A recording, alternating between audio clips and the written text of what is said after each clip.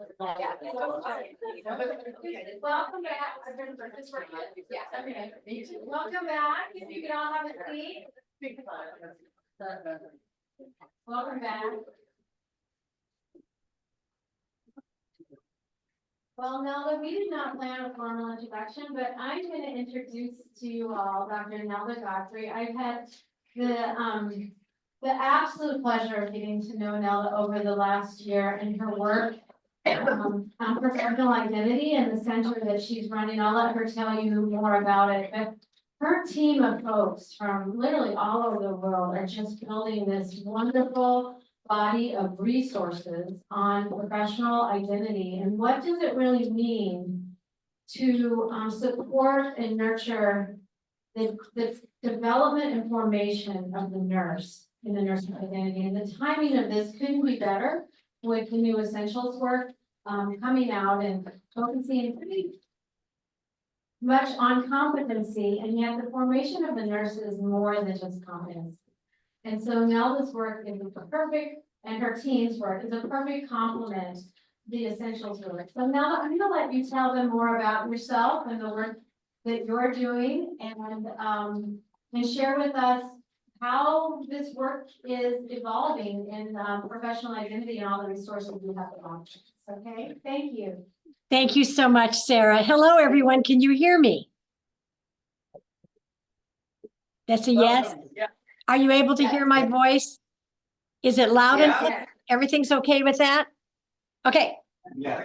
So thank you very much. I am so looking forward to sharing some information, but then hearing what you have to say in response. So I'm just going to get ready and get started. How does that sound?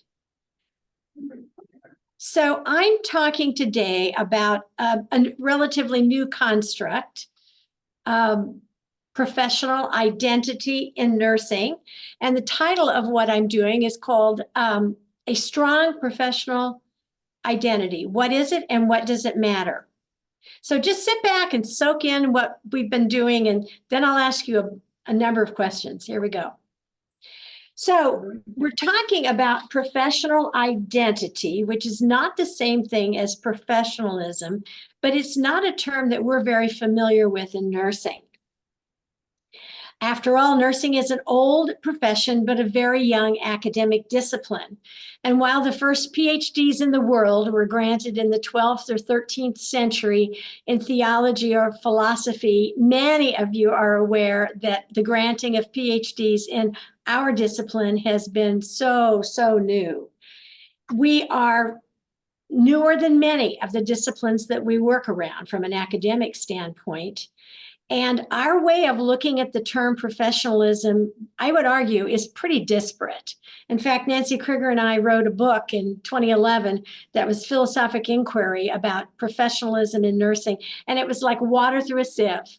We really just didn't have anything that situated that.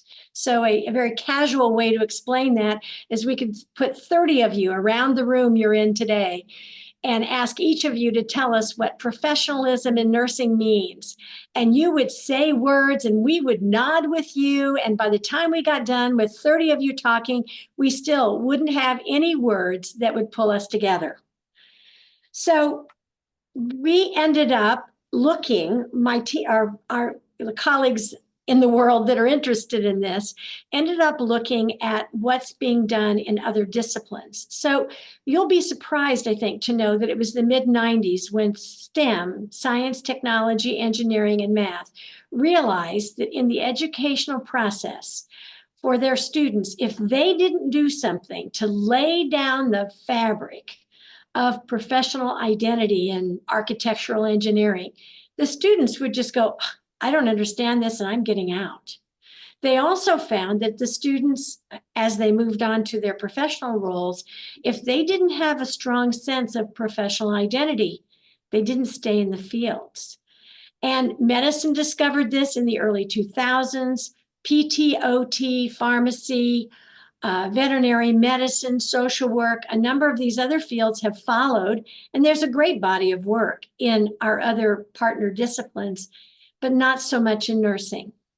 So what you would say about professional identity in nursing is that we hadn't until 6 or 7 years ago progressed from this disparate idea of professionalism to a more refined terminology of professional identity. It's a term you may not know anything about, but look at this. This is the number of professional identity publications in PubMed since 1960. And look how the uptick has gone. If I asked you about incivility articles, you would probably tell me, oh yeah, I've seen articles on and research articles on incivility. Actually, there are 400 research articles in nursing on incivility.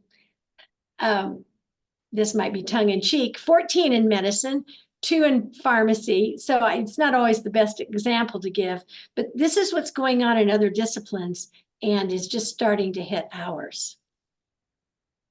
So I want to tell you about the Professional Identity in Nursing Initiative. This initiative began in 2016 with a think tank in Kansas City, and we had 50 nurse leaders, educators, regulators, people in practice, students, and a representative from every major nursing organization. And during that think tank, we were able to determine a definition for professional identity in nursing. And the way we derived it was after, instead of standing around the room and talking about professionalism, we had, I don't know if you know this, but Kansas City is the home of Hallmark cards. And a Hallmark artist came and did this for us in the room. So 25 minutes later, we ended up with this amazing picture of professional identity in nursing, iteratively determined by the 50 of us in the room. And the way we did it is someone in the group said, well, you know, I think engagement goes in the branches because that's a fruit of what we do as about professional identity formation in nursing. And somebody else said, well, I think honesty goes in the roots. And you can see it down there. And then some said, well, there's some of these concepts that are overarching. But isn't this a lovely picture of professional identity or professional identity formation in nursing? At that conference, with a participation action research approach, we determined that this is the definition of professional identity in nursing: a sense of oneself and in relationship with others that is influenced by the characteristics, norms, and values of the nursing discipline, resulting in an individual thinking, acting, and feeling like a nurse. Now, that ending phrase, thinking, acting, and feeling like a nurse, mimics what Kruse and Kruse used in medicine. This is a phrase that Thomas Merton first coined in 1967. I think you probably are familiar with Merton. As I understand, I think you probably are familiar with him. And he did the first sociological study of medicine. So in their definition, it's thinking, acting, and feeling like a physician. We also, in that very interactive time, drilled down and determined what those domains would be. So if you could think with me about this, if we had done the same thing with 50 leaders and practitioners and educators and regulators in the field of certified public accounting, for instance, you can imagine that they would come up with a definition and they would come up with domains that explained the professional identity of being a CPA. But I bet they wouldn't be the same as ours. So here we are in our, our young academic discipline, leaning back so much on Florence Nightingale's work. But what you're looking at here is what iteratively came out of this think tank. And these 4 domains are values and ethics, knowledge, nurse as leader, and professional comportment. We worked really hard and we went ahead and developed definitions for each of the 4 domains. We looked at key indicators of each of the 4 domains. We developed competencies and exemplars. And and I'll tell you why, but this has stood the test of time quite well. I want to bring something to your attention on this list. I think the first 3 probably make sense to you. The fourth is defined as a nurse's professional behavior demonstrated through words, actions, and presence. And we thought long and hard about how to explain this, because this is one of a nurse's superpowers. We can walk into a patient's room. We can walk onto a nursing unit. We can make a difference in a short period of time. So rather than focusing on attire, which, by the way, we looked at the research on that, and the research in nursing on attire is 6 one way, half a dozen the other. So not worth bringing forward. So these are the 4 domains of professional identity in nursing. I want to bring up, so this gives you a better idea. I know you're researchers and educators, and you're wondering, okay, so what are the key indicators? These are 3 of the key indicators that were identified, then tested, and now part of an instrument that has been tested with 1,500 nurses in practice. These indicators are not for the faint-hearted. So if you look under knowledge, it's evaluation of evidence or recognizing cues and patterns. And under comportment, it's not attire at all. It's respect for others. Or under nurses leader, it's innovative mindset. What we think we have figured out is it's a better way to describe what this jumbled up idea of professionalism might be. One more point I want to make is that if you, in our way of thinking of this, identity is as big as your arms can reach. Personal identity is smaller than that, but it is still larger than professional identity. So why is this so important? Well, because we don't want to diminish the individual. So what we bring to our being as a nurse incorporates our personal identity. And our personal identity is not larger than professional identity. But based on some of the early research in ethics, we have found that so often, because we are a young academic discipline, we have not staked out what that professional identity means. So what you've looked at is a process of calling things by their right names. So Confucius says, the beginning of wisdom is the ability to call things by their right names. So now I'm going to admit that I'm ready to compel you to know why this is so important right now. And I want to share this research with you. Kristen Pretty and Beth Phillips started this research in 2019. One of the things we knew after the think tank in 2018 is that other people really would be interested. And we took the information about professional identity formation and professional identity in nursing to various boards of nursing. So one large board of nursing, after they heard our presentation, said, "You have put into words what is in our hearts." And you know why this is, because the 2 biggest issues that boards of nursing deal with are substance use disorder and professionalism issues. We took this also to another board of nursing in a Northwest state and talked about it. And at the end of the presentation, they said to our presenters, "Would you like to have access to all of the emails in our state? We would love for you to do this research with all of our licensees."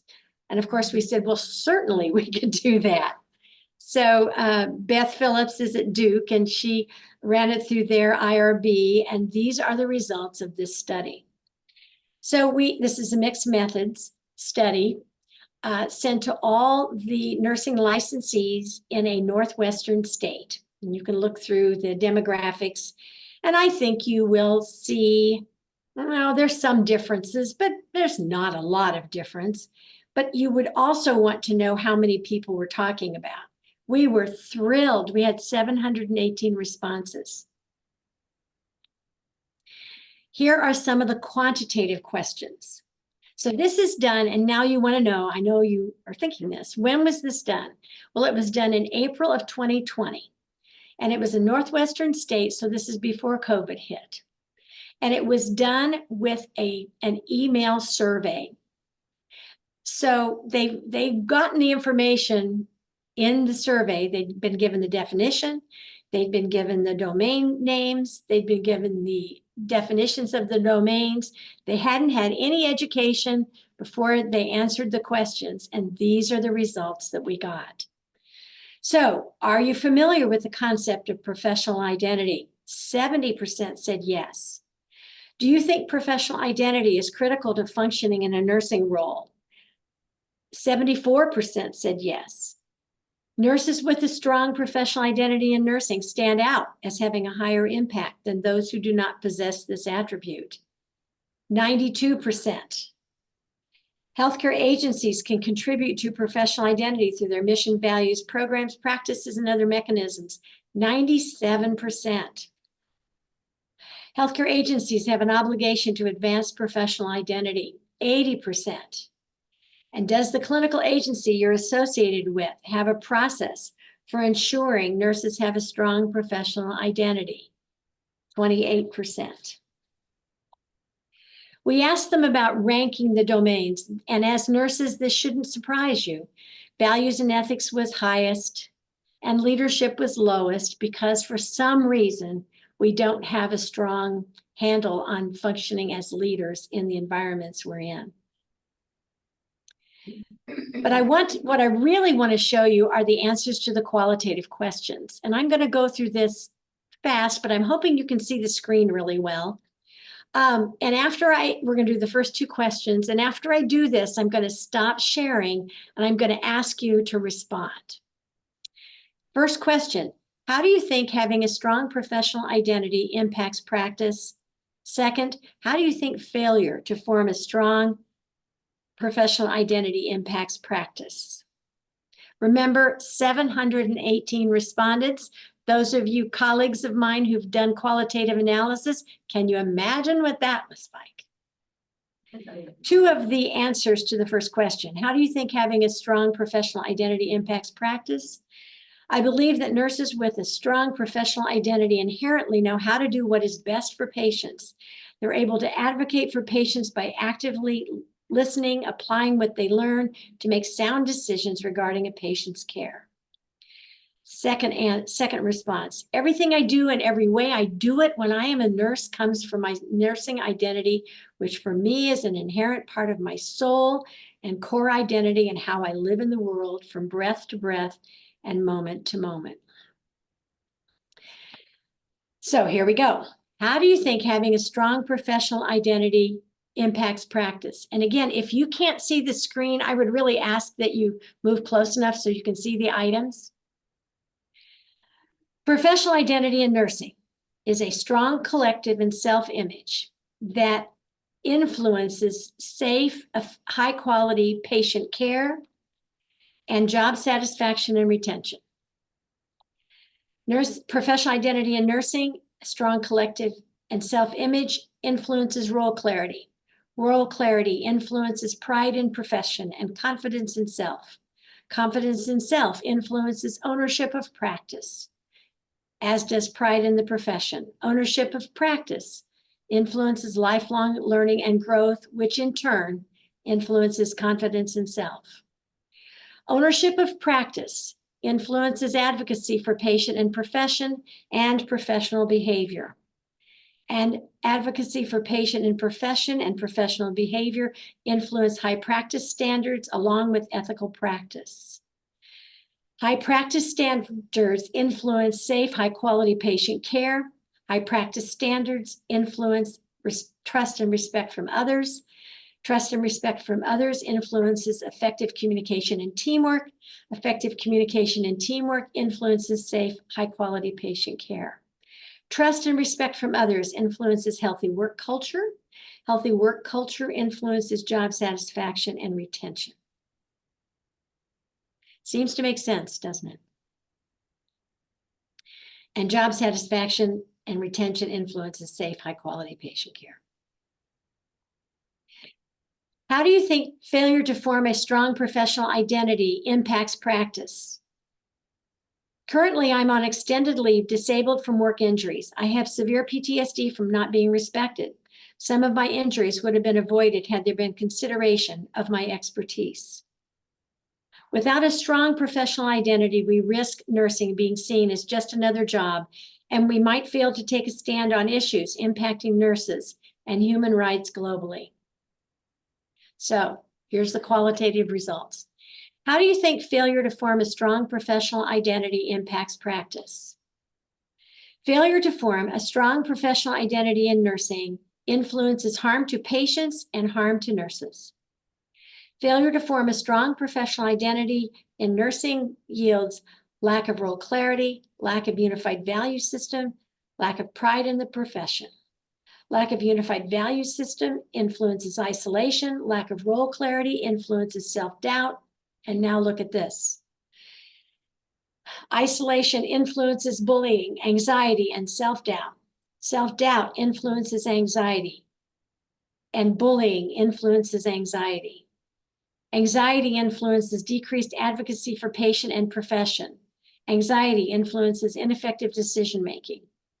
Ineffective decision-making influences harm to patients.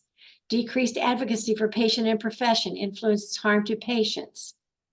Lack of pride in the profession influences just a job and self and task-centered.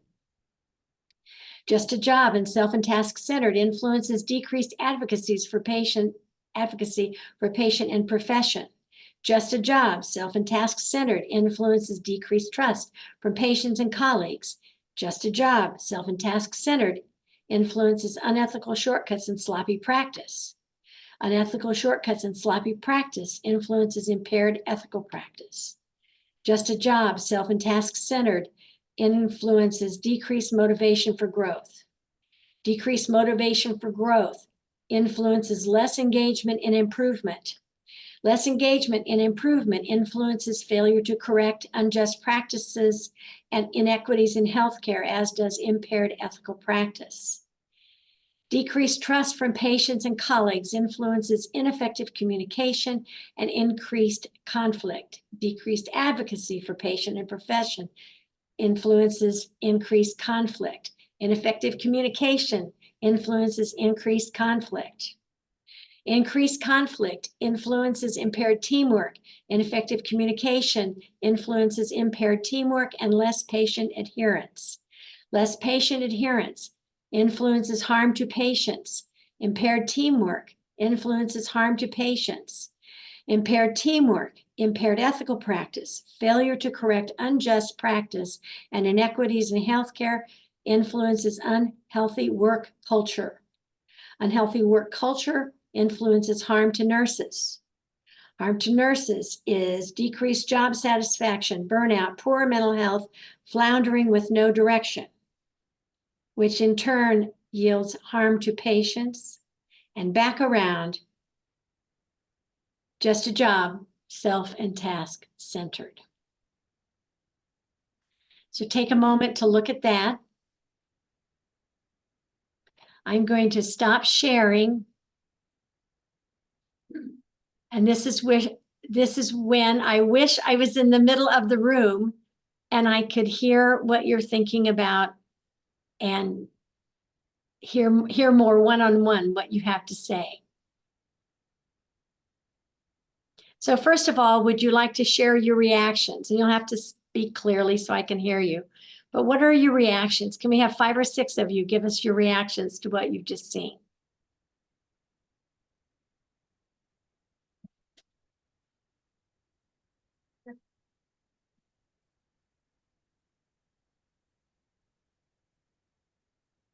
So we're getting some mics so that we. Lovely, thank you so much. So I used to teach with Brad Phillips at Duke University, and we were always talking about this, and especially the professional comportment that we need to model that for the students. And we start with this to prepare them to be professional leaders in the future. And I believe that when we start with professional comportment, because it's called the lowest in addition to leadership, so that was our goal from the outset, from the beginning of the program. Yes. So I think having professional identity would prepare the future students to be not only good leaders, but they will make a difference and change the work of the health professions from what they learn in their school. So. Thank you. Thank you. Someone else, other reactions?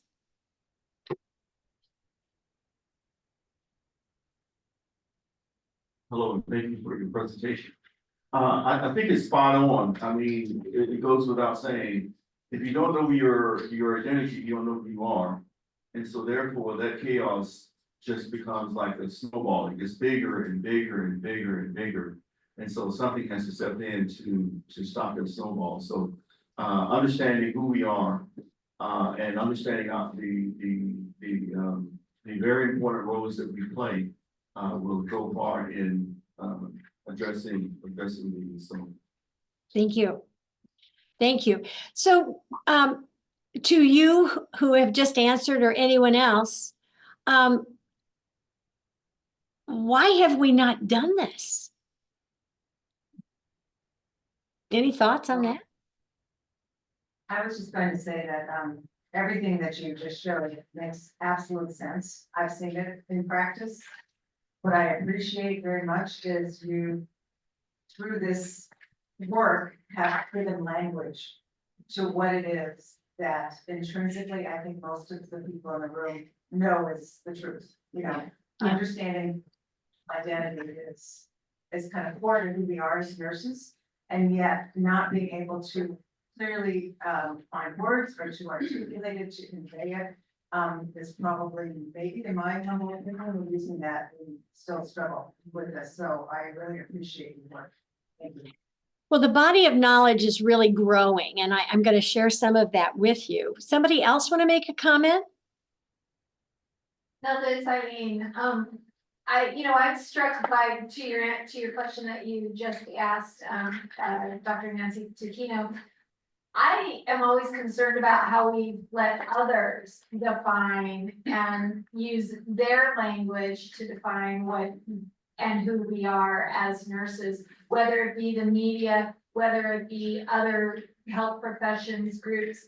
I'm always struck by, there are a lot of people that have opinions about what nursing is that aren't necessarily nurses. Yeah. True. Now, Go ahead.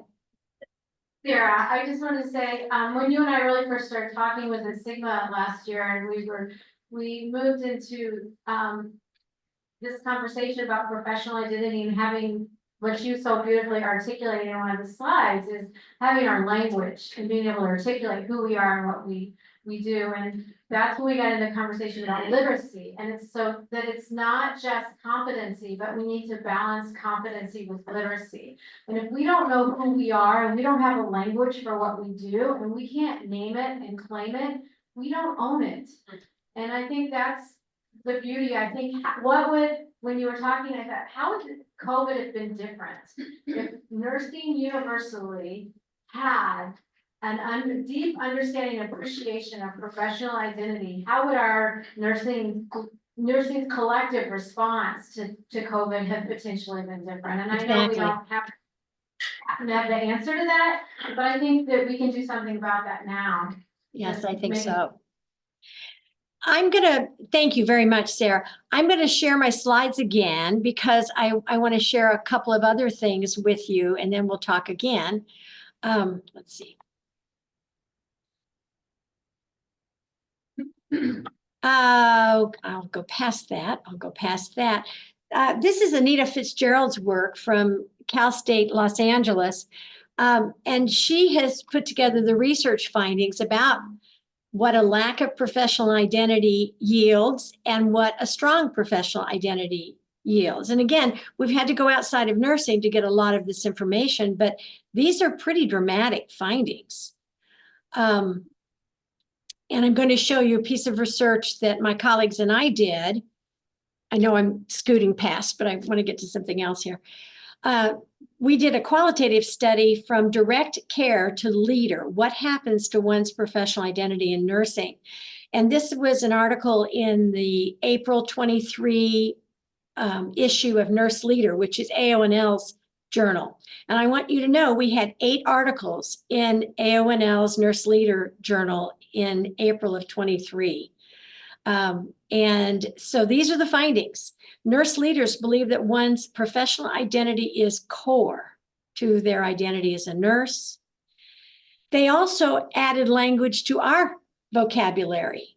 They talked about a functional role, like being a nurse manager or being a director or being a CNO. And they said a functional role was different than one's professional identity. And I think maybe we could divide it that way. And then a very strong sense that we really need to look at building bridges. We need to look at building bridges, and this is something that we could do. So let me introduce you. So, well, there's my slide saying we've got to think differently. Let me introduce you to a couple of other things. One, I love Sheryl Sandberg's writing anyway. Some of you had never heard that term professional identity before. So my challenge to you is we didn't know what we didn't know. But as she says, we cannot change what we are not aware of. But once we are aware, we cannot help but change. So I want to share with you what we're doing with this professional identity and nursing initiative. We are working on helping more people be aware. We're getting in the conversation in a variety of settings, and we're also having science lead, which is so exciting to have this amount of science that is actually coming from our discipline. The Professional Identity in Nursing Initiative is powered by the International Society for Professional Identity in Nursing. And what we're trying to do with it is, this is just brief, but working on communication, championing the science, bringing people together through a really robust committee structure. We're guiding it in nursing measurement, guiding professional identity in nursing measurement, and we're working with other organizations. So I do have a slide, but I'm going to give this to you, Sarah, to send out to your colleagues if they want to join us. This is a no-cost enterprise. So to be on the distribution list for our monthly newsletters, here's our QR code.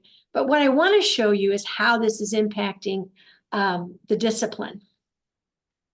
So the AACN Essentials in the roadmap done in 2021, the last line is, we need to find one lens for the professional identity and competencies of nurses. This is really a strong vector. AACN commits to finding one lens for the professional identity and competency of nurses. And you know that the AACN Essentials have 45 competencies.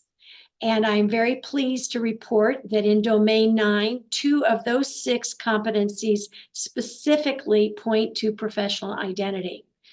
Domain 9, competency 9.5, demonstrate one's professional identity of nursing.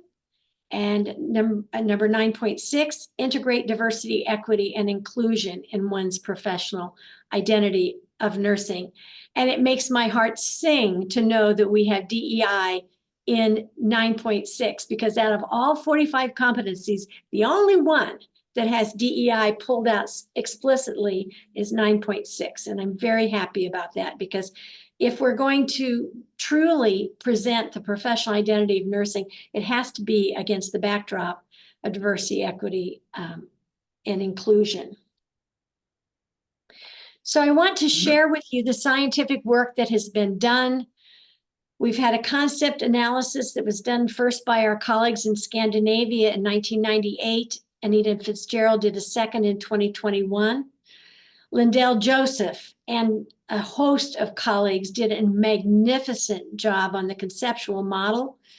And they also tested it with US educated and internationally educated nurses. And their results showed that the core, those 4 domains, were germane in all settings. There were many historical, political, societal influences, but that core of professional identity, values and ethics, knowledge, nurse as leader, and professional comportment, they held. We are just now getting the article out on the theoretical background, although Nancy Krieger in my manuscript or book did this in 2011. And we knew early on that with such a abstract concept that you just have a good idea if you don't do the research. So we did test the theoretical construct and started developing the instrument in 2019. We have a empirically tested verified model. We've got 2 articles out on the psychometrics of the instrument. It's been tested with 1,100 practicing nurses. And I can tell you that we are ready and now doing intervention studies in which we are developing outcome measures. And this is, I'm going to scoot past it because it's, I want to get to the other things we're talking about. But, well, I will go ahead and go through this. So the way that anyone becomes connected with an idea is this same kind of pathway. With awareness, I've heard of it. When you're interested, you believe in the purpose of it, and I'm likely to read and talk about it more. When you are experiencing it, you've seen the results, and you know you want to be involved because you've seen the results. If you move to participation, you participate in activities and take on leadership and committee roles when asked. And when you own it, my connection with professional identity is a big part of who I am. I volunteer and seek ways to advance professional identity in nursing. So I want to put this screen up and brief you on a few things that have happened with this initiative. First of all, it has busted all of its seams. We had no idea we were going to have 800 people in the distribution list. We did not know that Carol Taylor and crew would include professional identity in nursing as a framework for their upcoming edition of their fundamentals textbook. We did not know that a school was going to adopt the framework for their curriculum. We didn't know that we're on the way to having a DAISY Award for professional identity in nursing because it makes sense to the DAISY people and to many others. National Student Nurses Association leaders, which you know are all students, heard about this and grabbed it right away, saying this makes sense to us about our discipline.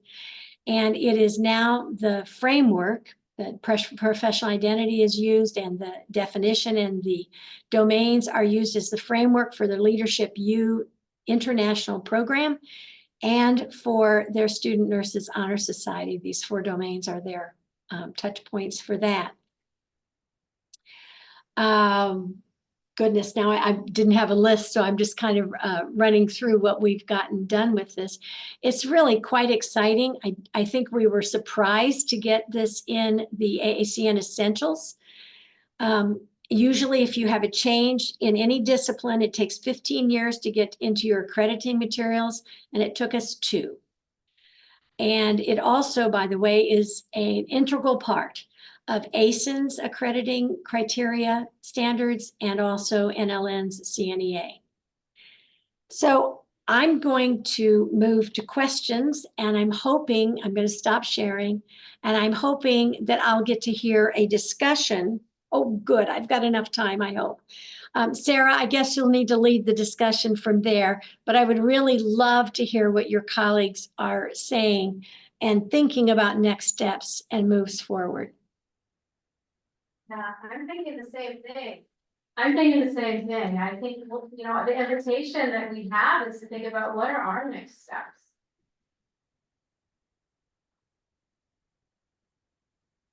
I'm gonna out a few people. I saw some eyes raised and eyebrows raised when you mentioned a foundation's textbook that covered this. So I'm wondering if that sparks some ideas.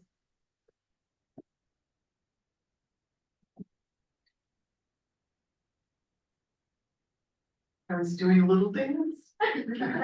Um, Everybody. Hi, I'm Kristen Lombard. Hi, Kristen. That's her in Orange County. No, so my eyes went very wide. I love that. And I was thinking about the slide that you had before the thoughts, which was kind of like the ladder. So I was thinking about the whole scaffolding. How do you scaffold this within a curriculum? How do you weave it in? How do you, is it, you know, how do you evaluate to it? These kinds of things, and how do you create beautiful moments that help people get that on all levels, the importance of identity and their own personal development, so. Thank Has you. this been tested in nursing education yet? So I'll let you know that Journal of Nursing Education has an article in revision right now where our colleagues from Pennsylvania decided to use professional identity and those 4 domains to organize their student nursing handbook. So that helps the students. And I want to tell you one other story about my school. I'm at University of Kansas. And about 2 years ago, we had 3 of our students in our large BSN class that apparently behaved very badly. And the people that were trying to decide what to do as consequence decided they would ask me to teach an independent study to each one of these people. And so they're traditional age students.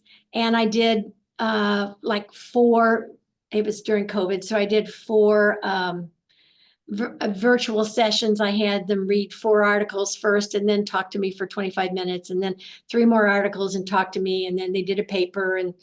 And so we had about 4 touch points. This is what I learned from them. From one student in particular, she said, I had no idea that professional identity was about me. I thought it was about something else. I didn't know it was for me. And see, I'll get choked up, but she was saying, well, now I can plan how I want my career to go. Now I can do the things, now I can see further about the way I can run my career. So guess what? She's touched base with me 3 more times since graduation. She's applied for graduate school, has had a successful run in the ICU where she works. I mean, she just didn't understand that it had anything to do with her. And this is a rather stark assessment, but I don't think our students know that word.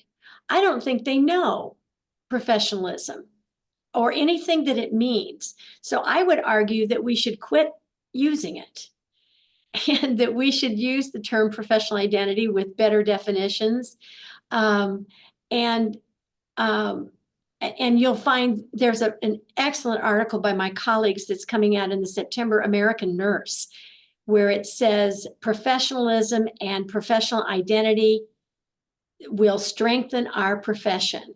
And you will see, for some of you who are real geeky student learning people, you'll know what Miller's Pyramid is, and you'll know that the Cruces from medicine have adapted it to have an is at the peak. You ought to look at this article because it's got marvelous diagrams and good thinking about professional identity. So I think it's meat on the bones for the kinds of things that I'm talking about. I talked too much. I really want to hear what you all have to say.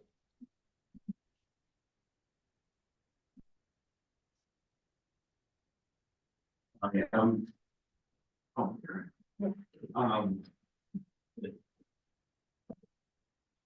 professional identity, is something that nurses have always struggled with, and I think we struggle with it because we've always given our okay to someone else to identify us, and I think it was said earlier. And because there are so many nursing organizations, that I think there should be one leading nursing organization to say, this is what a nurse is, and this is who nurses are. And we take it from there. Because right now, there are so many of them out there that, no wonder we don't know who we are, because one organization says for this, and another organization says for that. And so, who are we, right? And so, I know who I am, and I know how I practice as a nurse, but my other colleague, who's a nurse practitioner, has a different view, has a different perspective, so what's guiding us? Right, what's guiding us? So, and I think once we get a core definition of who we are, and the question is, who makes that decision? Who's gonna tell us that, right? And that's where we're gonna have to start. Yeah, thanks. Well, I can tell you it's in the ANA scope and standards now. The definition of professional identity and the 4 domains are there.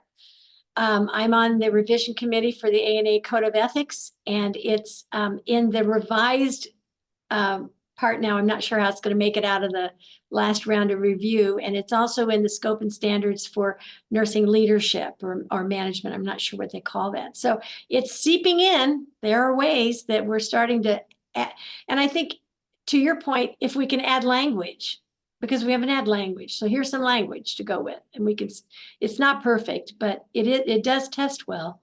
And the instrument is a solid instrument. We had it evaluated twice now, and it all 4 subscales hang together, so. It's Mel, just not, I'm back. I always have a conversation with my students about like self-identity, but advocating for themselves and having self-pride. I think as nurses, a lot of times we let other people identify what we are, and sometimes we fall behind as far as like, it's okay if somebody says we're less than, or if they group us with a bunch of people, like Nurses Week has become Healthcare Week, or everybody's a nurse. And sometimes we lose what our scope of practice is, and I tell them that it's so important for them to know what that is, so that they can have more pride and also have confidence in their abilities and what they know they are able to do, and also for advocating for each other and themselves. And a lot of times I think that makes them feel more powerful because they are more confident when they're leaving here as well, because they know I am a nurse. This is what I can do. I can be proud of myself as a nurse. I don't have to wait years to be proud of myself as a nurse. I can be proud as a 1-year nurse, a 6 months nurse, a 0-year nurse. I can be proud of where I'm at. And I think that it's important for us to give them that and not make them feel that they have to wait a certain amount of time that they can be this experienced nurse, and that they can advocate for those around them too, to feel more empowered. And that's something that my students say that they like when they finish courses. That's wonderful. That's just a wonderful way to teach. Hi, Nelda. Hi. I'm Tim Godfrey. Nice to Hi. meet you. I would just say that, I think too, and maybe you've talked about this as well, is that I think we have to dismantle oftentimes the images that our students come into nursing with. And I think they operate out of images that come from the media, TV, what they've seen. And I think oftentimes that impedes any kind of identity formation for them. That we need to find ways of dismantling that, because again, that's not necessarily who we are as nurses. And I think too, within nursing itself too, is that I think we have to be careful of the hierarchy that we can set up of who's the real nurse and who isn't the real nurse. That I think that also adds to a lack of clarity of what real nursing is. That we are all nurses, whether you are working in med-surg or ICU, or you're a nurse educator, that I think within nursing itself, we need to stop the hierarchy that sometimes we can set up of what, that we can impart to our students about the real nurses do this, you know, so I think that'd be something that we should also look at as well. Thank you for being here with us. That's a really great point. So let me respond a little bit. You're going to be surprised with this, but as we have done our research, we do this broadly. And in fact, we've put some articles out and certain journals wouldn't take it because we are not differentiating between types of registered nurses. So we really felt like it's a licensed nurse is the person who is included in this conversation, trying to bring things together, trying not to divide. And that seems to have held pretty well.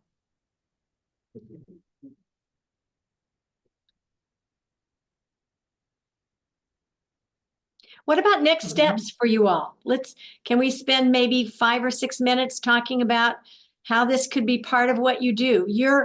Your school as a Jesuit school, for heaven's sakes, what a wonderful, wonderful education you provide for your students.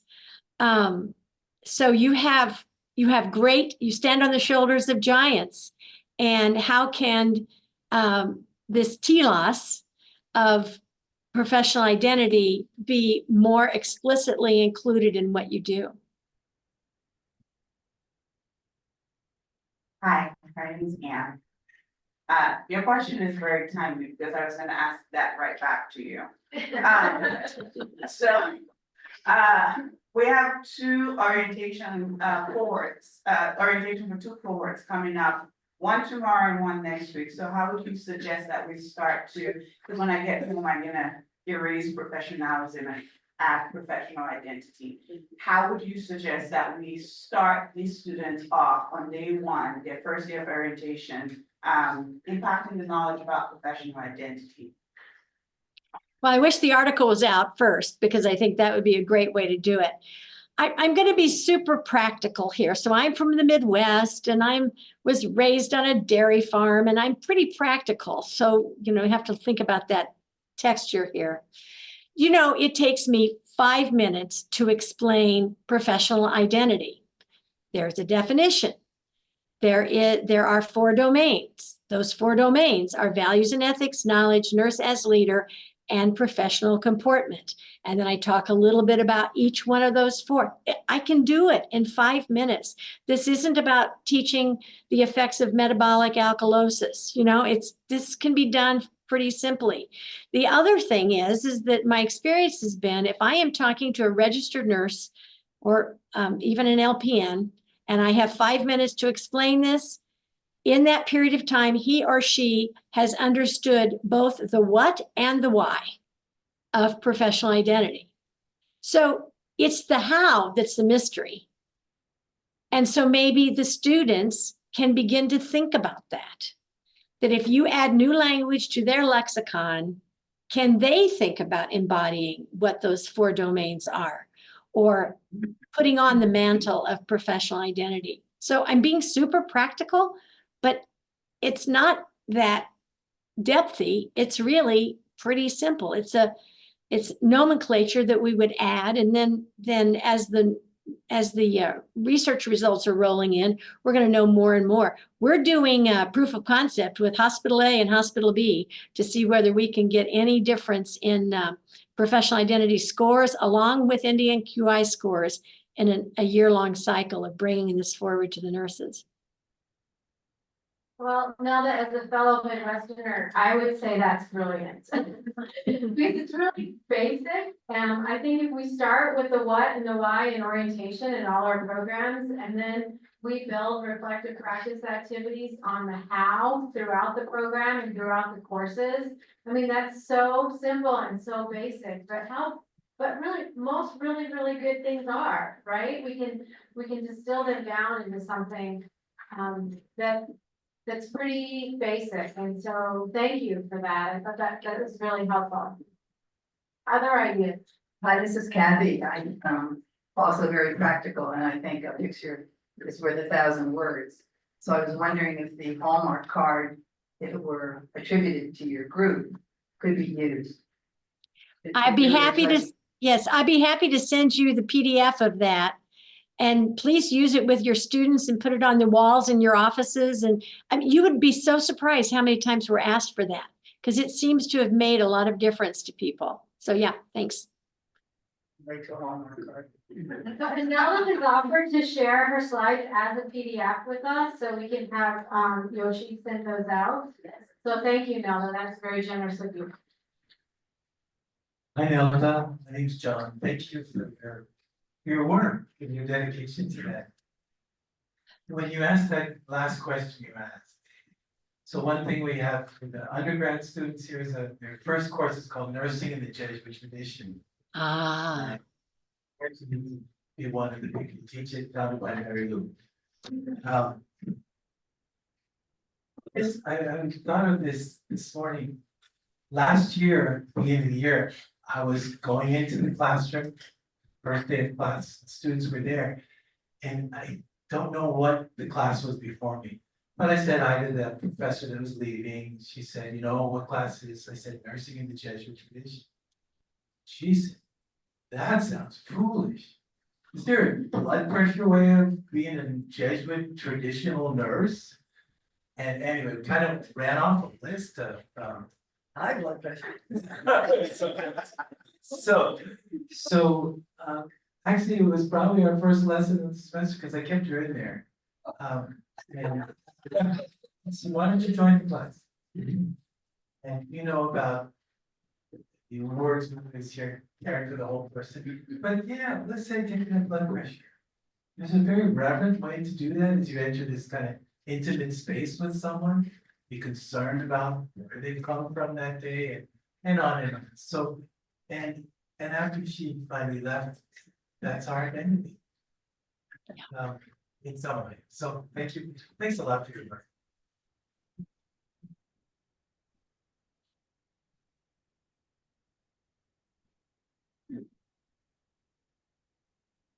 What else is resonating? I'm just wondering, now that it's Eileen again, I'm just wondering if, asking our faculty,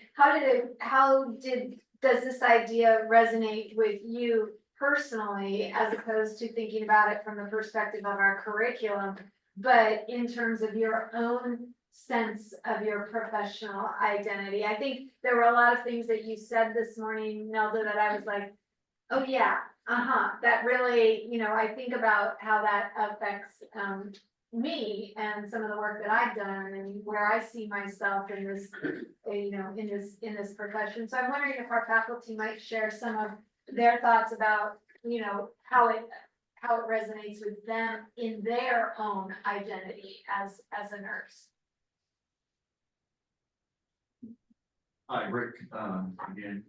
So thank you for asking that question because I've been dealing with it ever since this nurse practitioner, she's a DNP, and got sued by the state of California for calling herself doctor in the clinical practice, in the clinical setting, in the clinic. And so I'm thinking, well, I have a DNP and we say doctor in the classroom, but we can't in California say doctor in the clinic setting. And so we have to say, hi, I'm Rick Norwood, I'm a nurse practitioner, blah, blah, blah. And so what does that do for my identity as a nurse? Because I can't claim my degree of a DNP in the clinic. And so I've got around that, and this is how my identity in the clinic now is. When I introduce myself to my patients, I say, hi, I'm Professor Norwood, I'm a nurse practitioner. And their eyes buck open really, and they get really excited. You're a professor? I'm like, yeah, I'm a professor of nursing practice. And they're like, wow, I get to be seen by a professor. And I've gotten so much positivity from that by saying, and I would say, I used to say before the DNP got sued, I used to say, I'm Dr. Norwood, I'm a nurse practitioner, and I qualified by saying I'm a nurse practitioner, but I've gotten so much positive feedback from saying, hi, I'm Professor Norwood. And, so when I leave, when they leave, see you later, Professor, I'll be back to see you again, Professor. And I'm like, okay, well, that's great, right? And so now I identify as Professor Norman. And then I got another advantage, I retired from the Army as a major, and where I practiced in Grass Valley, which is a rural area. I'll say, hi, I'm Major Retired Norman. I'm Major, oh my God. And so I have so many identities that, but I am a nurse, and I say I'm a nurse practitioner. They don't hear the nurse part. They hear the major, they hear the professor, and I bring students from the University of San Francisco to my clinic. And I introduce them, I'm like, hi, I'm Professor Norwood, and this is, a student from the University of San Francisco. The University of San Francisco, wow! And they get so excited about that. So it's, I'm going through and trying to find this identity. And I just have to make it my own, right? And it's foolish for me if I try to make myself less than what I am, but I'm going to always elevate my position as a DNG, my position as a professor, to say that we are here, we're professionals, and we do quality work. Lovely story. Thank you. I think that's higher consciousness thinking right there.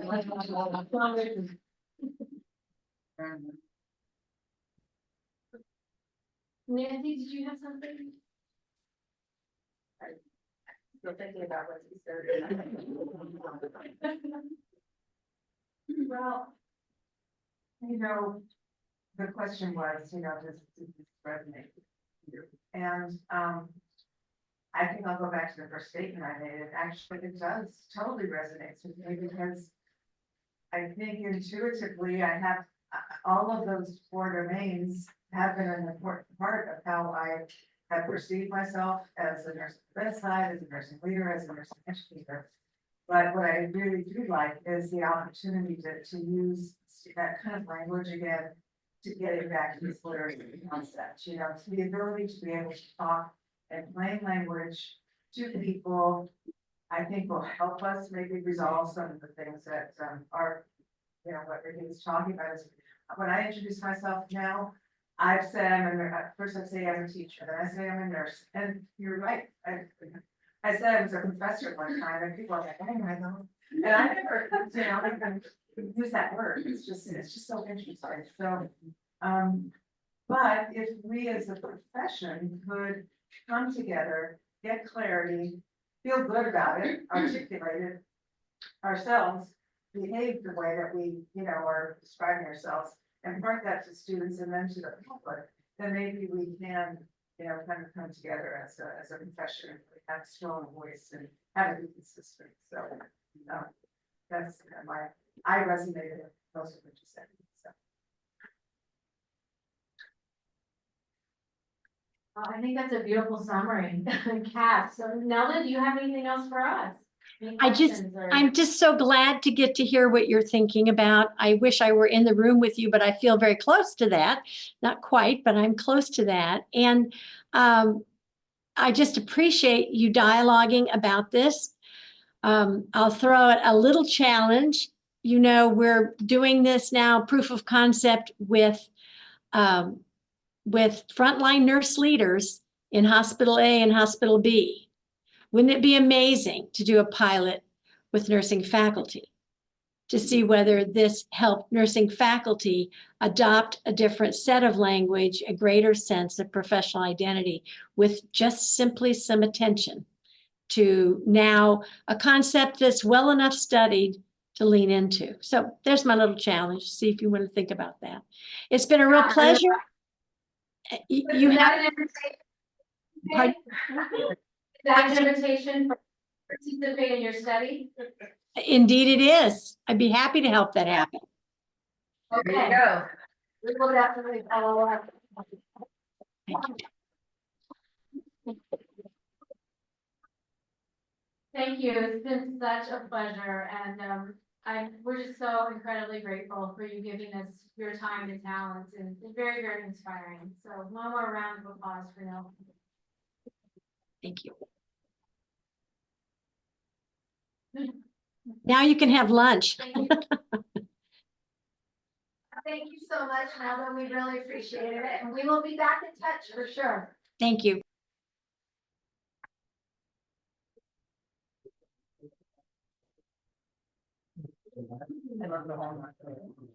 So, Yoshi just mentioned that lunch is ready, so. Yeah. Okay, so she just,